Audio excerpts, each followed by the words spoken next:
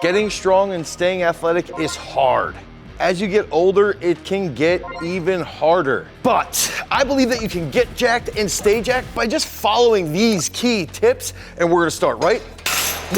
Being jacked is more than just having those big, huge muscles. It's also about having that physique that when you look in the mirror, you have that positive body image. Now, we can dive into all the boring things that we're gonna be doing outside of the gym. That might mean you need to eat your fiber. You've gotta get a large amount of sleep. You've gotta make sure that you're managing your stress. You get your blood work done on a regular basis just to have those regular health checkups. But if we wanna feel young, stay young, be strong, smash weights like we did when we were in our 20s or 30s, or maybe even our 40s, we need to make sure that we're also lining up our programming. And that's where something like technical coordination lifts come into play. If we can learn as we're aging how to apply a large amount of force in a short period of time relative to what we're trying to accomplish, that can then lead to better performance and a greater physique. Take, for instance, a power snatch. Ooh, that bar was forward. Now, we can use them with progressions, okay? So I just did a power snatch, right? Now, one progression that we could do is we could start simple, okay? Start with a muscle snatch. And that's gonna look like not making contact, just focusing on that fast turnover. A muscle snatch here, boom, okay? And let's say you do a double or a triple, and then you start to feel pretty good, okay? I'm starting to feel limber, I'm starting to feel nice. I wanna get a little bit heavier. Now we can go into a little bit more of a complex movement. We can get into a close grip snatch. So we're here, and I change the grip, okay? I have a longer pull, okay? That longer pull is gonna give me a little bit more time to develop that force, but it's also a way to train my brain and my coordination to learn a new skill. And then finally, if we really wanna push that weight, you can either do a full snatch or, going back to this exercise in the beginning, we can hit that big time power snatch. Boom, where it's a little bit more explosive, more impulsive. So you can use that progression not only to learn those new skills, but also to build into that auto-regulation, which is gonna help you use more weight if that's what you want to do. Now, even on upper body days, we can do some technical coordination movements that aren't actually doing bicep curls, but we can start off with something like a dumbbell PA press. Okay, so you're here, you learn how to use that hip extension into that overhead position here while having that trunk control. Okay, so that's like the first step. That's a little bit easier. You're using dumbbells, you're in a kneeling position, so in theory, it's gonna be a little bit easier than if you were standing. Now, if I stand up and I wanna do a technical coordination movement that's a little bit more complex, the next thing I can do is get into like a push press position, okay? So we can do it from the box here, push press, boom, okay? Boom, okay? Now that would be a barbell push press, still a coordination movement with acceleration. The next thing I can do, power jerk from the behind the neck position, okay? So I'm here, boom, boom, okay? And then if we really wanna load up weight and try and be like Eric Favors in behind the neck jerk, 550 pounds, we can do a behind the neck split jerk. And this is where we're gonna focus on footwork, good speed, good coordination, good stability, okay? So we're gonna get here, boom, tight dip, boom, front foot recovery, boom. So this is a really easy progression that you can use. Start freaking light. Learn the new skill, learn the new technical patterns, and that's gonna help you coordinate at higher speeds. But how else can you train like an athlete to get jacked, stay jacked, and remain feeling young? Young is a state of mind. There's a ton of 20-somethings walking around surly, grizzled, and just acting like total old heads. There's also a large amount of 20-somethings that are absolutely shredded, absolutely freaking jacked. And I think that they figured something out that a lot of us old heads could also learn from. They figured out the small victories. They figured out how every single day that you walk into the gym, just look for the small victory. Take, for example, if I say that I wanna run a marathon and I immediately go out and try to run a marathon, I'm not gonna last. I'm gonna get hurt. I'm probably gonna be extremely frustrated, and in turn, I'm gonna stop that training. But if I can just take that step by step by step, then those small victories lead to something big. Take, for example, when I went out to Elite FTS and we did a podcast with Dave Tate, Dave brought up that every single year he likes to have some type of strength-based challenge. So he sets this goal. Now in his case, it was like, I want to back squat 800 pounds, something absurd, but he has that he works towards. And then throughout the year, everything is built into that one specific goal. So for us, we can take this and say, you know what, I want that small victory.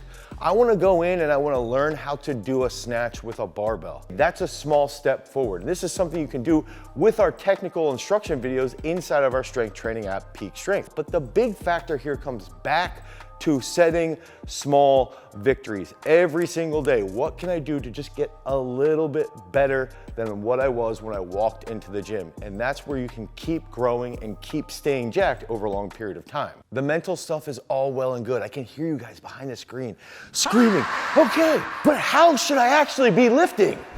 So the next thing that you need to do is you have to do your absolute strength work. So that means on an upper body day, you should be doing things like the bench press, okay? You should be doing pull-ups. You should be doing heavy dips if it doesn't hurt your elbow or pull out your sternum. But we also need to be doing something like heavy front squats. Maybe not overly heavy. 90 kilos isn't terribly heavy.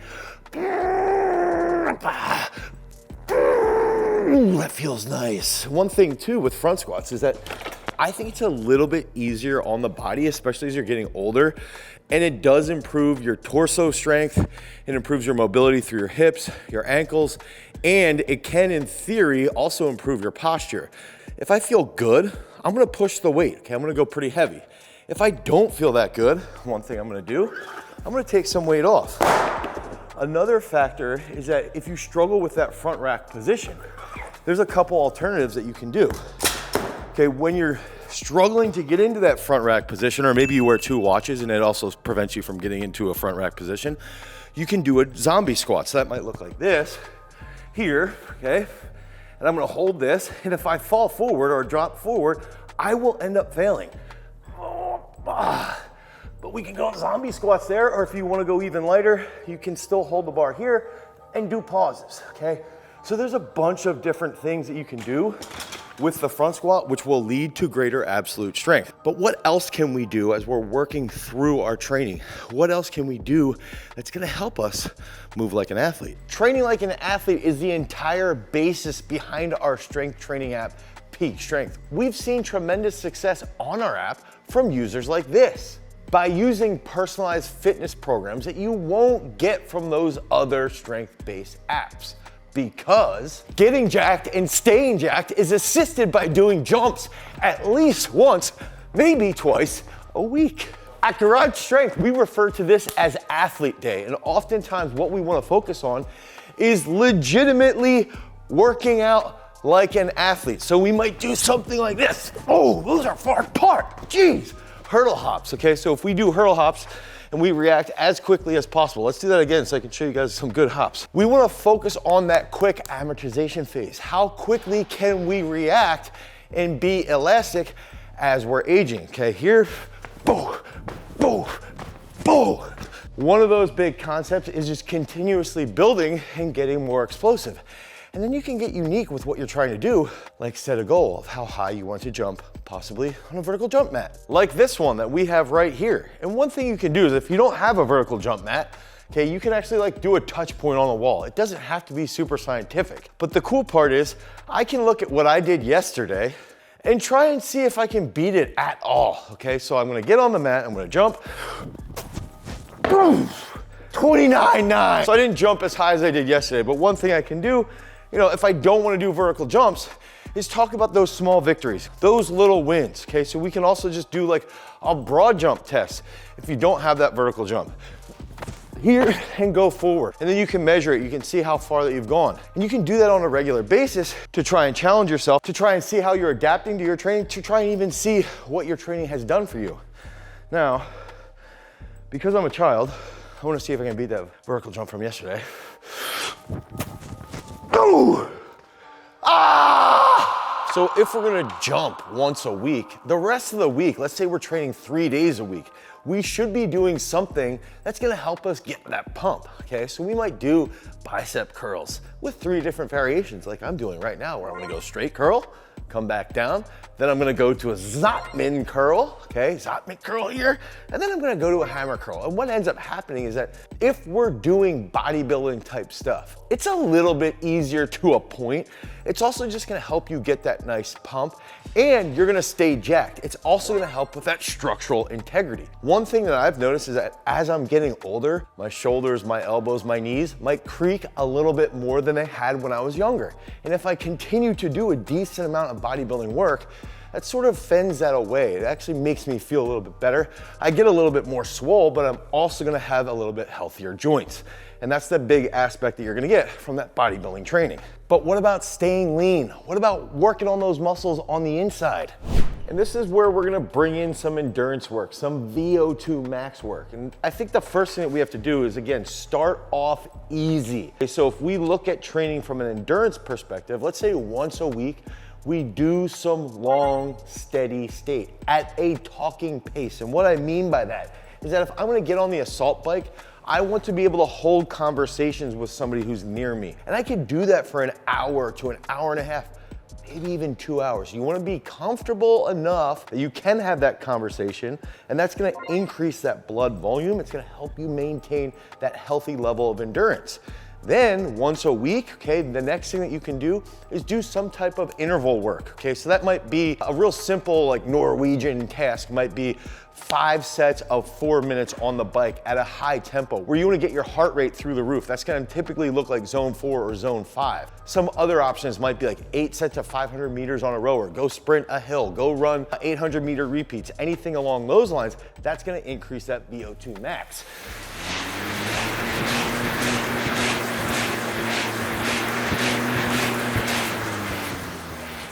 RPMs up to 110. Now, what we can do though is just look at this and say, okay, once a week, long, slow, steady state.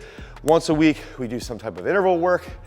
But is lifting weights, endurance work, doing some explosive work, jumping, is that all that goes into training and staying jacked as we age? So another aspect around getting jacked, staying jacked as we age is that we also need to focus on our mobility. Everybody that I know who's jacked, that maintains their strength later on in life and maintains their health, tends to train mobility regularly. And that's something that I've been doing recently, where I've been trying to push myself to hold a back bridge or a wheel position on a regular basis. This has improved my overall thoracic extension. Now, I'm gonna demonstrate what I've been doing. One of the reasons why is that at the end of our workouts inside of Peak Strength, we have a mobility factor.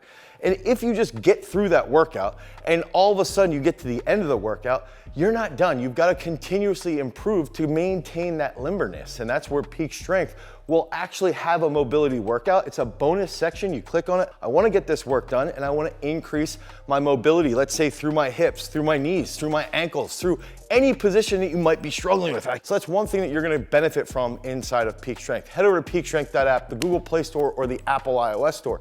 If I get set, okay, and I'm doing a back bridge, one thing I can realize is that I used to not be able to get into a back bridge or a wheel position at all. Now, if I get set here, okay, and I hold this position, I can come up, and I can extend as well as I possibly can, and I can hold this and even do a couple reps. Okay, so try this today. Hit that wheel position. Okay, challenge yourself to get a little bit more limber. Challenge yourself to have a little bit better posture. Because remember, freaks, if you want to become a champion, you've always got to cultivate your power. Peace.